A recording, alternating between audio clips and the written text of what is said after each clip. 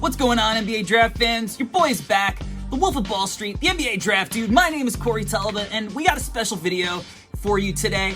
A couple of days ago, I asked you all to hit the community page and leave me any questions that you have for the 2022 NBA Draft. I got so many awesome questions, more than I was expecting, so I'm going to do my best to answer as many as I can. And any questions that I don't answer, I'm going to answer on the Draft Act NBA Draft podcast later in the week. So let's just fire away and get right into the questions. Okay, first question is from I'm_waffles. What's the first thing you look for in a prospect to determine if their skills can translate to the NBA level? Honestly, the first thing I look for on tape, I just want to know if you pop off the screen. Are you somebody that's getting a lot of hype, but when I watch your film, you're just kind of fading into the background? Or do I notice you right away? Is there something about you that makes me go, this guy is a notch above the rest of the guys on the floor? They're doing things on the court that make me notice them, whether it's their pick and roll playmaking, or their shooting, their defensive intensity. Are they making winning plays? Are they grabbing rebounds? Just something that makes them pop. That innate thing that is going to get them minutes on an NBA floor. Because even, high draft picks now, especially with the use of the G League, you got to do something special to earn minutes as a young player. Even those guys that are lottery picks potentially. So I need to know, do you do something that pops? And then from there, it's all about the skills and the translatability. Do you have something that fits the modern archetype of the NBA? Are you a guy that fits that kind of modern 6'8", 6'9", 7-foot wingspan, versatile player that, every NBA team is looking for? Are you an elite pull-up shooter? Are you an excellent roll man? Can you play drop coverage as a big man, switch out on the perimeter? Stuff like that. But before anything else, I just want to know if there's something about you that pops off the screen when I'm watching. All right, next question. Arvin Sarba asks, what are the two best case picks for the Rockets at 3 and 17? Well, for the Rockets at pick 3, I think the best case scenario is Chet Holmgren dropping to the 3rd pick. There's a lot of rumors that Jabari Smith is the guy at 1, and then there's some rumors about OKC possibly trading the pick. Maybe they're after Jaden Ivey. Maybe they just take Ivey at 2. Maybe they go with Paolo Banchero and it's all a smokescreen. But the best case scenario for Houston is Chet at 3. He is the perfect defensive anchor to fill in that gap that is left by all of the awesome offensive talent that the Rockets have.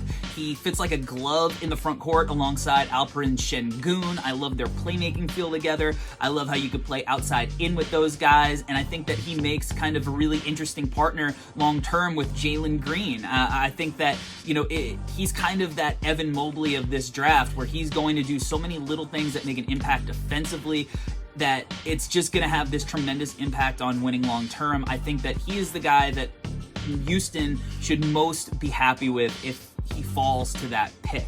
At 17, there's honestly going to be, I think, a lot of really good options for Houston, and then it really just depends what direction they want to go. Do they want to get a more veteran type player who, you kind of know is going to be a really good player at the next level, or do you want to reach for potential because Houston's in a position where, maybe they want to take another year where they're tanking and getting themselves in the Wembanyama and Scoot Henderson sweepstakes? So if they want to go the potential route, I think Ousmane Dieng is the guy. I mean, this is a kid who's 6'10 and long, reminds me of Paul George with his playmaking and his off-the-bounce game.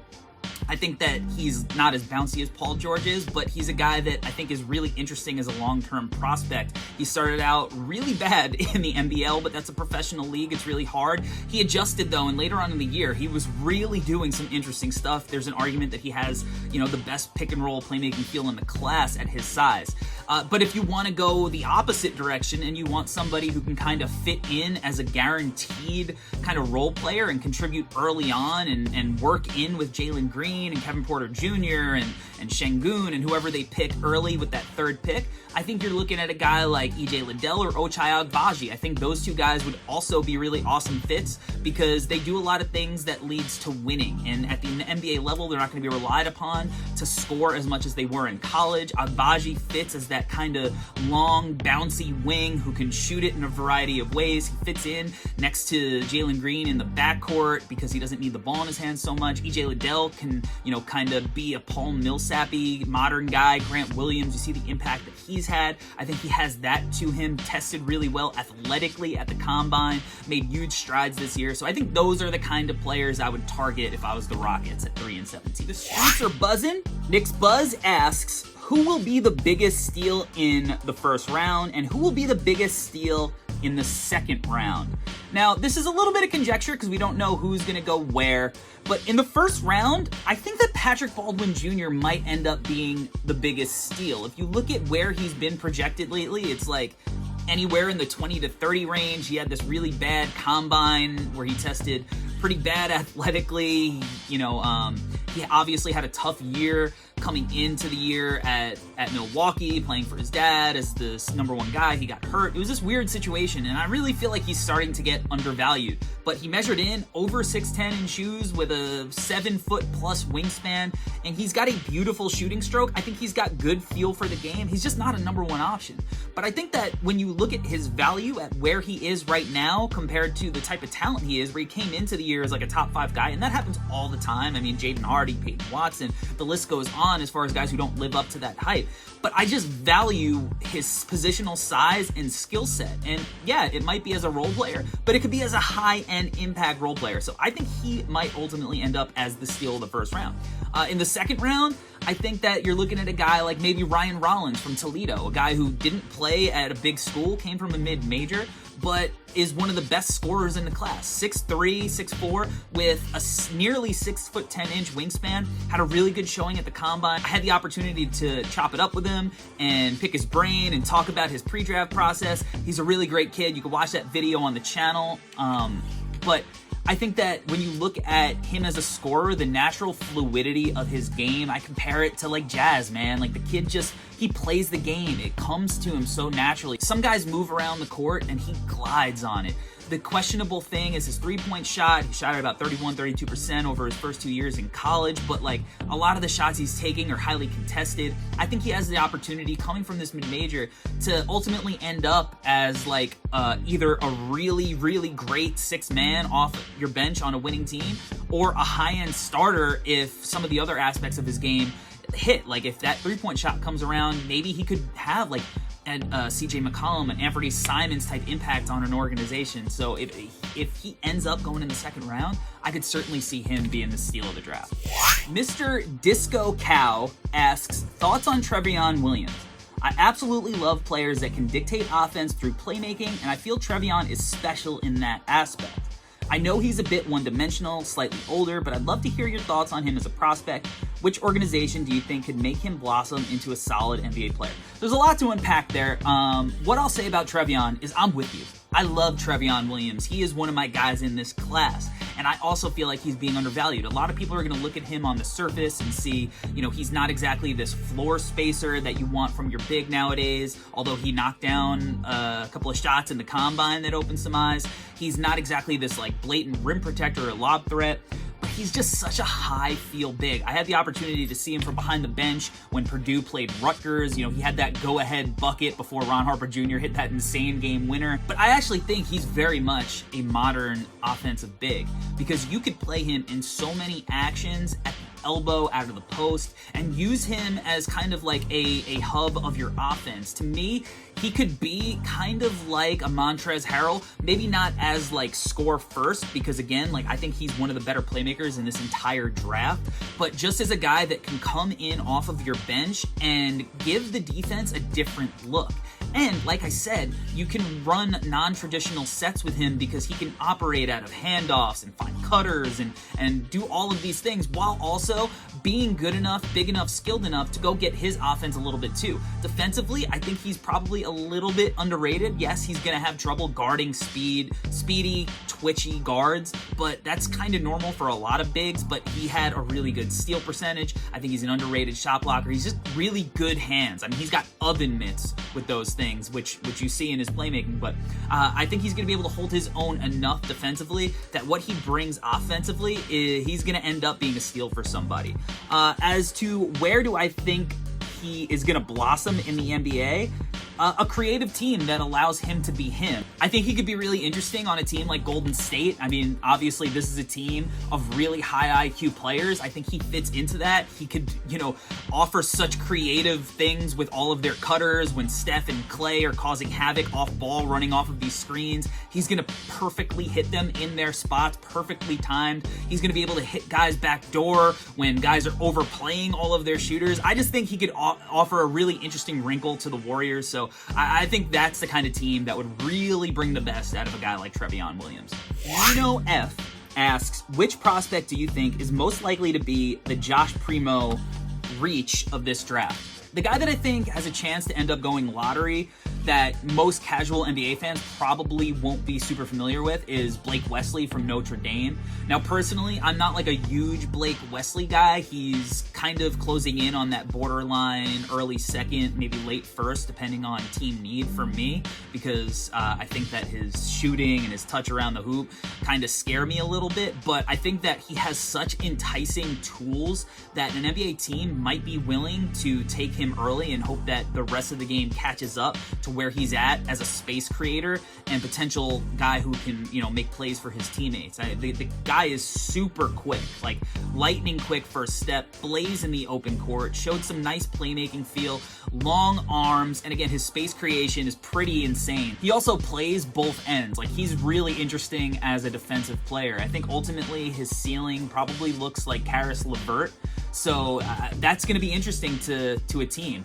Another guy that I think might be able to make that jump is Trevion Smith from North Carolina State, another project-y guy, but bouncy as all hell and maybe the most effortless three-point shooter in the class, limitless range. The shooting volume is crazy. When he was playing in the combine scrimmages, it looked like he was at such a level above everybody else. As I said earlier, he really popped. So I think he's another guy. I think it would be between those two guys as who would be like the shocking pick in the lottery or, right after the lottery. I would say those two guys. Hassle-Free T asks, do you think that the Hornets will take Mark Williams, or do you see them taking best player available and then finding a center in free agency or trade? The Hornets have 2 picks, and if they think about this strategically, I think they might be able to end up with Mark Williams, if he's on the board, at pick 15. And I say that because the team that's wedged in between the 13th and 15th pick is Cleveland. And if Cleveland intends on keeping this lottery pick, not trading it to another team, I don't think that they are going to take Mark Williams. They have Jared Allen, they have Evan Mobley, they have Lauri Markkanen. They just have so many bigs that they're playing all 3 at the same time to get the most out of them. I don't think they're going to take another one-positional guy. Mark Williams is a center. He is not a versatile play up and down the lineup type of guy. He plays one position. He is your 5. He's that rim-running defensive anchor. They have that in Jared Allen. They paid him a lot of money. They have that in Evan Mobley, who they are going to invest in a ton of developmental time because he's fucking awesome. So they're not taking him at 14. So if the Hornets play it the right way and they want to use both of these picks without trading up, I would say they take a guard or a wing at 13, play a game of chicken with Cleveland at 14, and then try to get Williams at 15. Now, Mark Williams is really good, so there's a chance that he goes before 13. There might be a team who needs a center and says, here's a guy who's 7'2" in shoes with a 7'7" wingspan, a 9'9" standing reach, and we are going to let him be our defensive anchor for years to come. That might happen, but it might not happen because a lot of teams don't want to take centers in the lottery. That's why there's talk of Jalen Duren slipping, because it's just not in vogue to take centers that early anymore. So if that's the case, I think that Charlotte has a real opportunity to get him at pick 15 because at pick 13, they can go wing, play chicken with Cleveland, and try to get him at 15. But we'll see how it plays out on lottery night. Maybe he's not even there to begin with, and Charlotte's got to look for a big man in free agency. Aiden Tobin asks, who is your sleeper all-star pick, like 7 or later? So this depends on your board. If you look at a lot of boards, I'd say AJ Griffin is right in that range, at that like 7, 8, 9 range. He is definitely one of the guys I think could end up being an all-star. He reminds me a lot of like Jaylen Brown, Jimmy Butler. He's got that kind of build. He's shifty offensively. He proved to be one of the best shooters in the draft. He's young. He's one of the youngest guys in this draft. I think his athleticism is going to improve when he gets to the NBA and he continues to get his legs back from what he looked like in high school. He's a guy who's late on the developmental curve because he missed years due to COVID and injury. I think that this kid is going to be an absolute stud, and he definitely has all-star potential because he is the embodiment of the modern NBA game. 6'6", 6'7", 7-foot wingspan, can dribble, pass, shoot, and I think he's got more off the bounce game than he was allowed to show at Duke this year because he came back from injury and just played a role. And he played an off-ball role because Duke had a lot of guys who were creating on-ball. So definitely AJ Griffin is my kind of pick to be who would be my guy to turn out to be an all-star after pick 7. If I'm going like deeper sleeper, who I think can ultimately end up being like an all-star player, I'm going to go with Jalen Williams. Jalen Williams is a guy who's starting to heat up a little bit at No Ceilings. We've been hot on him for a while. We first wrote about him, months ago. This is a guy who has a little bit of like SGA in him. He's got a little bit. He's 6'6", 7'2.5" wingspan, maybe the best pick and roll passer in the draft at that size. Is an absolute sniper as a shooter, was in like the 97th percentile off the catch, so he could play on or off the ball. He's got a great mid-range game. He's super crafty. He plays at his own pace. He's a guy that fits the modern NBA ball handling guard, and I could see him going to the right situation where a team puts the ball in his hands, and after year one, you're like, this kid is really good. Like, why did he fall a little bit? Why did he go outside of the lottery? And he ultimately makes the team look really smart. So he's my sleeper all-star pick, Jalen Williams from Santa Clara. All right, guys, that is going to do it for this episode of Ask Me Anything. If you want to hear the rest of the questions answered, tune in to the Draft Act NBA Draft Podcast. I will be answering those questions later in the week. I appreciate you guys asking as many questions as you have. I appreciate all of the support through this draft cycle. Make sure you continue to lock into the channel for more draft content, and make sure you go to NoCeilingsNBA.com and subscribe there for more free premium NBA draft content daily delivered straight to your inbox.